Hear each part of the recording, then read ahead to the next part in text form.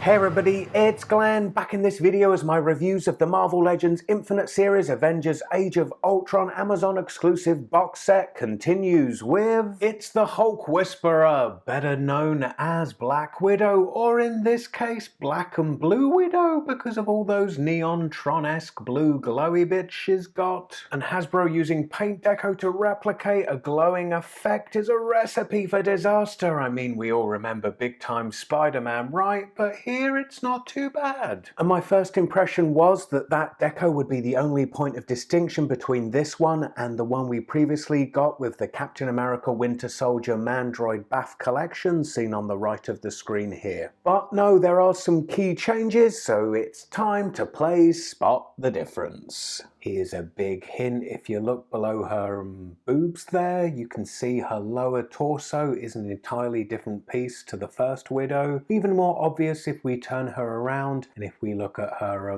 bum, you can see there's like a shirt tail there to the top that's below her belt, which is absent on the first Widow. And that lower torso comes by virtue of Maria Hill from the Toys R Us exclusive Marvel Legends Shield triple pack. However, the two Widows do share the same arms and legs, which becomes more evident if I turn them to the side. On the Winter Soldier series Widow, you see the shield symbol there on her shoulder. On this box set one, you can see the circle where it should be, but it's absent there. I can only guess when the Avengers went rogue, Natasha went at that logo with a Sharpie. And they also share the same head, albeit with this new box set one being subject to a heavier wash in the hair. Then any difference in the face is just down to the variables of the deco, red lipstick on one, pink lipstick on the other. I'm not sure which one I prefer. I think I prefer the flesh-colored plastic of the Winter Soldier series one on the right of the screen, but then I prefer the application of the eyebrows and the eyes on the new box set one. What do you think?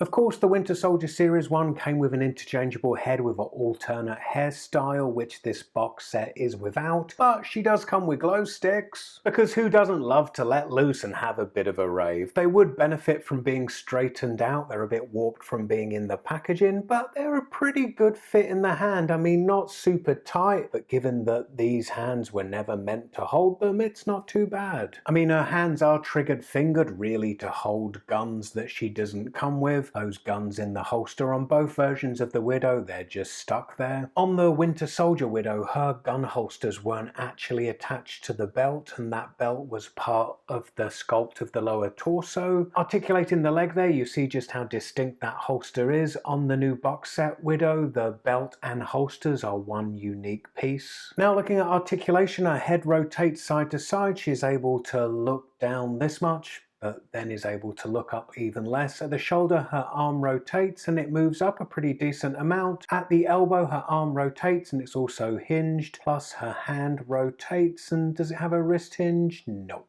No articulation at the waist, but in lieu of that, she has a rotating diaphragm joint, which also moves a tiny bit back and forth. At the hips, her legs don't move out too far to the side, but they move much more forward, and then they move this far back. There's upper leg rotation, which is inhibited by the gun holster and belt. Not that you'd need to turn her leg back to front anyway, unless you saw a radically different Age of Ultron than I did, and he proper messed her up. Double jointed knee, then at the ankle, her feet are hinged, moving backwards and forwards, and she has that crazy ankle rocker pivot that I love, but in these wedges she's a real bitch to stand up. So ultimately I'm glad that this Widow is in this box set, as I don't think the differences between the two versions are significant enough to justify this new one taking up a spot as an individual release in a regular wave. But then the first one was scalped to high heavens. Later, from my perspective, it seems supply finally met demand, but perhaps that's not true for all. So if you missed her first time around, plus you're a bit partial to some of the others in the set, then this could be a wise investment for you to go and backtrack.